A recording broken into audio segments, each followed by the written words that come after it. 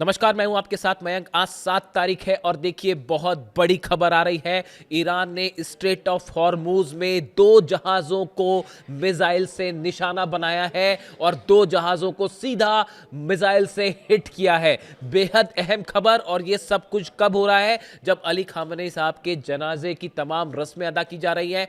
कोम शहर में उनका पार्थिव शरीर ले जाया गया है, जहां उनके अंतिम दर्शनों के लिए एक बार फिर सड़कों पर करोड़ों लोगों का हुजूम दिखाई दे रहा है। हर कोई उनके अंतिम दर्शन करना चाहता है, उनके कॉफिन को छूना चाहता है, उनको अपनी श्रद्धांजलि देना चाहता है।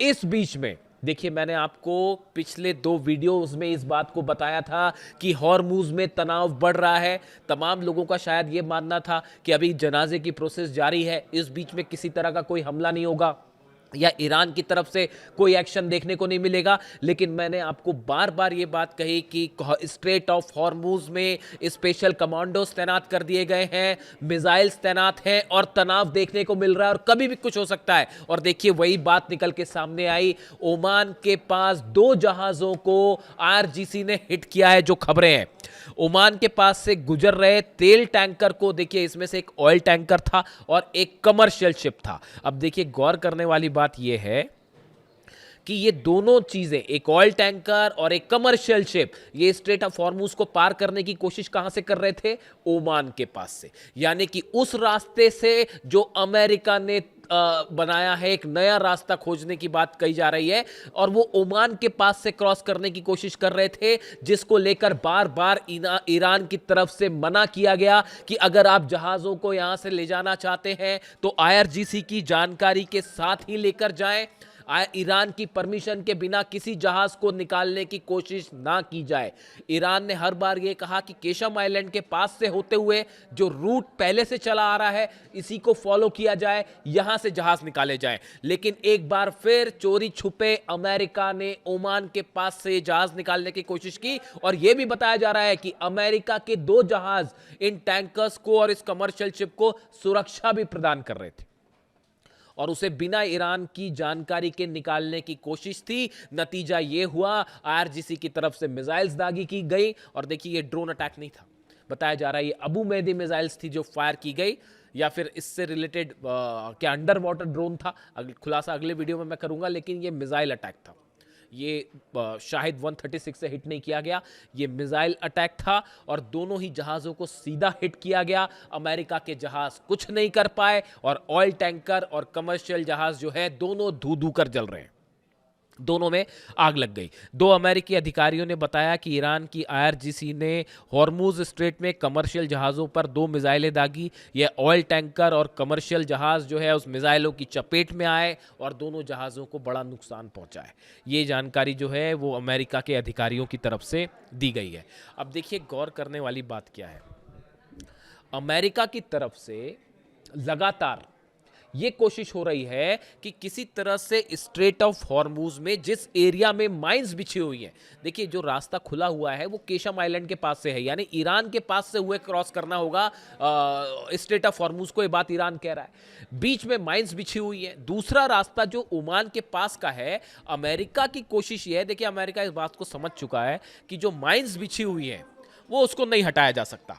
ये बात जो है, ये बात साफ हो गई है कि जो माइंस बिछाई गई हैं, उस माइंस को बिना ईरान की मदद के वहां से नहीं हटाया जा सकता। बात नंबर 1।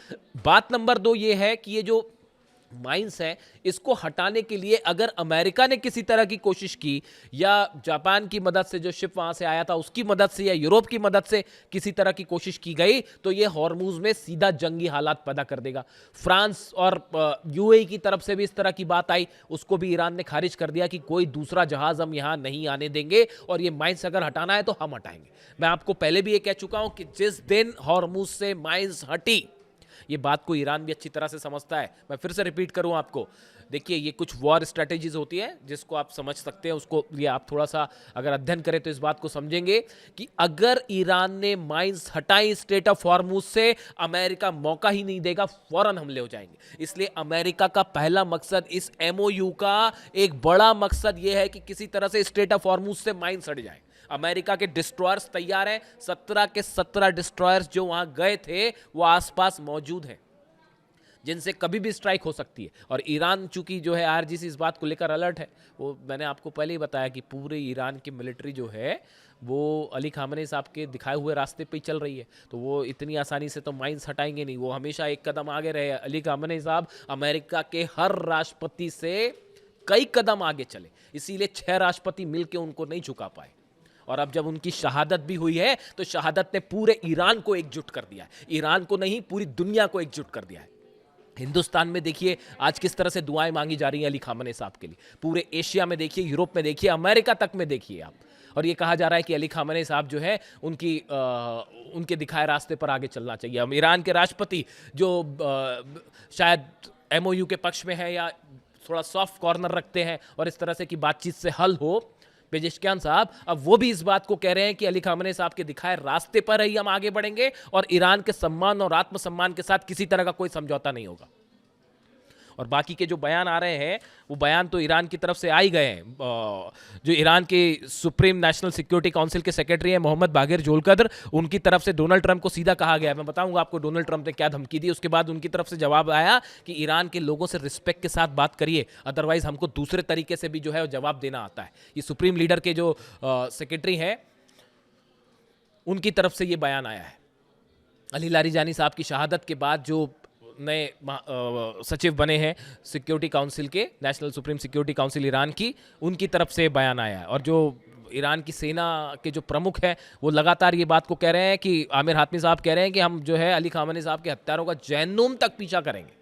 और जो गुस्सा दिख रहा है 2 करोड़ लोगों का, इस गुस्से की आग में वो एमओयू जलकर खाक हो चुका है साहब। आप देखिए ईरान में बड़ा स्टेटस साफ है। देखिए मैं देख रहा था, पढ़ रहा था कि ये जो ईरान के सेना प्रमुख हैं इनकी तरफ से लगातार बयान आ रहे हैं हातमी साहब की तरफ से। इन्होंने ये कहा है, सेना प्रमुख जो आमिर हातमी है, इनकी तरफ से एक बयान आया, मैं देख रहा था कि इन्होंने कहा कि मैंने जो है वो सुप्रीम लीडर मुस्तफा खामनेई साहब से मुलाकात की है और मैंने उनको ये बात बताई कि ईरान की जनता चाहती है कि अली खामनेई साहब के हत्यारों से बदला लिया जाए और किसी भी शर्त में, चाहे छोटी भी शर्त क्यों ना हो, किसी शर्त को अमेरिका की मानने की जरूरत नहीं है। और उन्होंने ये भी कहा कि मुस्तफा खामनेई साहब ने इस बात की हामी दिलाई कि ईरान की जनता जो चाहेगी वही होगा। और ईरान की जनता की सिर्फ एक आवाज़ है। मैं नई दिल्ली में बैठ के उसको महसूस कर रहा हूँ, आप भी महसूस करिए। पूरे मिडिल ईस्ट में इस समय हर आदमी समझ रहा है कि ईरान की जनता का मूड क्या है। जब 14 महीने की बच्ची का जो वो कॉफिन सामने आया, पूरा ईरान गुस्से में उमड़ पड़ा है। अली खामनेई साहब सुप्रीम लीडर थे, कोई आम नेता नहीं थे। और उसका अंजाम मैं आपको, इसीलिए मैंने अपने कई वीडियोस में ये कहा कि ये एक ऐसी ऐतिहासिक गलती हुई है जो सदियों तक जो है इसका खामियाजा भुगतना पड़ेगा जिन लोगों ने शहीद किया है अली खामनेई साहब को।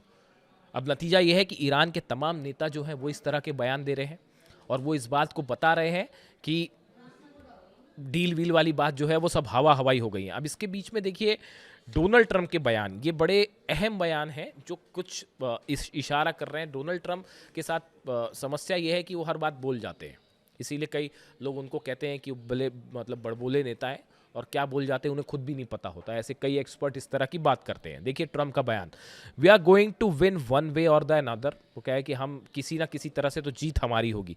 We are either going to make a deal or we are going to finish the job. या तो हम डील करेंगे और या फिर हम अपना काम पूरा करेंगे।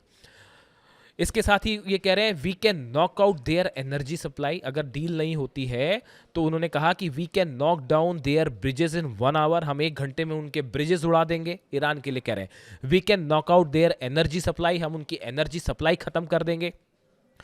All of those big plans they have built, जो बड़े बड़े प्लांट ईरान ने बनाए हैं हम उन सबको खत्म कर देंगे। ये बयान आ रहा है डोनाल्ड ट्रंप की तरफ से। अब देखिए आप इसको एनालिसिस करिए, हर चीज़ का सिर्फ बयान एक दर्शक के पॉइंट ऑफ व्यू से अलग हो सकता है और हम उसको एनालाइज करते हैं। मैं अपने हिसाब से उसको एनालाइज करता हूँ। इस बयान का क्या मतलब है? इस बयान में देखिए डोनाल्ड ट्रंप बड़े स्पेसिफिक लोकेशंस बता रहे हैं कि हम एनर्जी प्लांट उड़ा देंगे, हम ब्रिजेस उड़ा देंगे और 1 घंटे में जो है हम एनर्जी सप्लाई है वो ख़त्म कर देंगे, जो ब्यूटीफुल प्लांट्स बनाए गए हैं वो ख़त्म कर देंगे। यानी एक बात तो साफ है, ईरान में आगे की एक्शन क्या करना है, जंग वाली कार्रवाई क्या करनी है, उसके टारगेट्स अमेरिका ने तय कर रखे हैं। ये बिल्कुल वैसा ही है जैसे पिछली बार हमले हुए थे, वो तो थे ही। रूस में जिस तरह के हमले हो रहे हैं, आप इसको, मैं बार बार कहता हूं कि रूस के हमले और ये सब कुछ जुड़े हुए हैं एक दूसरे से। किस तरह से रूस का तेल रोका जा रहा है और किस तरह से जो है वो ईरान के तेल को सप्लाई जारी की गई और नए रास्ते खोजे जा रहे हैं, सब आपस में जुड़े हुए हैं। तो यानी कि डोनाल्ड ट्रंप और अमेरिका का एक बड़ा प्लान तैयार है कि ईरान में कहाँ कहाँ टारगेट्स को हिट करना है। बात नंबर 1। इसके एक दिन पहले डोनाल्ड ट्रंप ने क्या कहा? Trump's latest remarks come days after he claimed that Washington had the capability to eliminate Iran's surviving leadership in one shot if it wanted. यानी अमेरिका चाहे तो 1 घंटे में, एक हमले में ईरान की लीडरशिप को खत्म कर सकता है। यानी ईरान की लीडरशिप निशाने पर है, ये बात भी साफ हो गई है। और दूसरी ये भी बात साफ हो गई कि अमेरिका ने इसके लिए प्लान तैयार कर रखा है, इजराइल ने प्लान तैयार कर रखा है। यही वजह है कि मुस्तफा खामनेई साहब अभी तक सामने नहीं आए। और एक बात मैं आपको और बताऊं, ये मेरा एनालिसिस है, मेरा पॉइंट ऑफ व्यू है, आप इससे सहमत हो ना हो। आप देखिए अहमद वाहिदी साहब बाहर आए, IRGC के प्रमुख अहमद वाहिदी साहब साफ साफ कई जगहों पर, लोकेशंस पर बाहर आए। मुसल्ला मॉस्क में भी वो पहुंचे और वहां पर उन्होंने सार्वजनिक रूप से सबके सामने आकर अली खामनेई साहब को श्रद्धांजलि दी। उनके कॉफिन पर वो हाथ रख के खड़े हुए दिखाई दिए, उनके आंखें नम थी। उसके बाद उन्होंने बाइट भी दी। उसके बाद वो तेहरान में पब्लिक के बीच में भी गए। क्या अहमद वाहिदी साहब ने मुस्तफा खामनेई साहब से ये कहा था कि अभी आप बाहर मत जाइए, पहले मैं बाहर जाके देखता हूं मुझ पर हमला होता है या नहीं? इसे कहते हैं शेर का जज्बा। इसीलिए मैं कहता हूं अहमद वाहिदी साहब ईरान की वो पर्सनालिटी है, वो शख्सियत है जो बिल्कुल उसी रास्ते पे है साहब जो अली खामनेई साहब ने बताया। और ये वो इकलौता शख्स है, अहमद वाहिदी IRGC चीफ, जिनके हाथ में ईरान की पूरी बागडोर है इस समय। MOU साइन करना है, नहीं करना है, मिलिट्री कहाँ जवाब देगी, नहीं दे, हर फैसले अहमद वाहिदी ले रहे हैं। और ये बात को देखिए कासिम सुलेमानी साहब के जो है रास्ते पर है, वो कासिम सुलेमानी जो थे उन्हीं से ही सीखा है अहमद वाहिदी साहब ने कि कैसे मिलिट्री रन की जाती है, कैसे मोज़ाइक अलग अलग पार्ट में डिवाइड करके कैसे हमले किए जाते हैं। तो ये जो वॉर एक्सपर्ट हैं, मिलिट्री एक्सपर्ट हैं, वो इस बात को समझते हैं। देखिए मेरा पर्सनल ओपिनियन ये है कि अहमद वाहिदी साहब का बाहर आना और मुस्तफा खामनेई का बाहर ना आना, ये एक प्री प्लान तरीके से हुआ कि क्या Ahmad Vahidi most wanted, Mustafa Khamenei और अहमद वाहिदी, ये दो ऐसी शख्सियत हैं इस समय जो टारगेट पर हैं इस मोसाद की और CIA की। तो अहमद वाहिदी साहब पहले बाहर आए कि आप पहले बाहर मत आइए, कहीं आप पर निशाना ना हो, मैं बाहर जाके पहले देखता हूं मुझ पर निशाना साधा जाता है या नहीं, मुझ पर हमला होता है या नहीं। यानी वो अपने सुप्रीम लीडर को अपनी शहादत देने के लिए भी तैयार है। इसे कहते हैं जज्बा। ये ईरान के कमांडर्स में है। कितने सारे कमांडर शहीद हुए, कोई फर्क पड़ा ईरान को? एक शहीद हुआ, दूसरा खड़ा हो गया। ये जज्बा है। इस जज्बे के आगे, इस भावना के आगे क्या तो टॉमहॉक मिसाइल और क्या F-35 और क्या F-16 सब के सब फेल है भाई। ईरान को कोई नहीं हरा सकता। आप देख लीजिए, जो वॉर एक्सपर्ट हैं वो समझते हैं कि 40 दिन में नहीं कर पाए, आप कुछ नहीं कर सकते, चाहे जितनी धमकियां दे लें। देखिए, हम मुद्दे पे आए फिर से, यानी डोनाल्ड ट्रंप की धमकियां। और डोनाल्ड ट्रंप की धमकी आई कि भैया जो है we will finish the job. उसने जॉब क्या फिनिश, वो ईरान ने ठोक दिए 2 जहाज। यानी आप देखिए कितना एग्रेसिव अप्रोच कि अगर आप ये सोचते हैं कि जनाजा का प्रोसेस चल रही है तो ईरान हमला नहीं करेगा, तो 2 गैर मतलब ईरान की इच्छा के खिलाफ हॉर्मुज से जहाज निकालने की कोशिश की गई, ठोक दिया ईरान ने। 2 कदम आगे। अब देखिए आज की रात बताया जा रहा है कि अमेरिका की तरफ से साफ है कि अमेरिका इसका बदला लेगा, इसमें कोई शक नहीं है। और अमेरिका की तरफ से स्ट्राइक हो सकती है, भले जनाजे को निशाना ना बनाया जाए, लेकिन जो आइलैंड्स हैं वहां पर हमले हो सकते हैं। बड़ी तैयारी में है ईरान, मिसाइल्स रेडी हैं, शिप्स रेडी हैं, छोटी बोट्स रेडी हैं। और ये माना जा रहा है कि करीब 50,000 सोल्जर्स एक्स्ट्रा भेज दी गए हॉर्मुज में। यानी साहब MOU वाली बात दूर है, जंग तय मानी जा रही है। और इस बीच एक बार फिर हॉर्मुज जल रहा है। और ईरान में जो गुस्सा देखने को मिल रहा है अली खामेनी साहब की शहादत को लेकर, वो आवाज़ें आप देखिए। कोम में उनका पार्थिव शरीर रखा गया है, जमकरण मॉस्क भी ले जाया जाएगा। वो जमकरण मस्जिद जहाँ पर जब लाल झंडा फहराया जाता था और अली खामेनी साहब के कहने पर फहराया जाता था, तो दुश्मन जो फहराया जाता था तो दुश्मन जो है वो कांप जाते थे। आज उसी मॉस्क में जो है अली खामेनी साहब का शव वहाँ पर रखा गया है और करबला भी ले जाया जाएगा और मशहद में उन्हें दफनाया जाएगा। तो ये प्रोसेस जो है अलग चल रही है। पूरा ईरान में एक तरफ गम है और दूसरी तरफ भयंकर गुस्सा।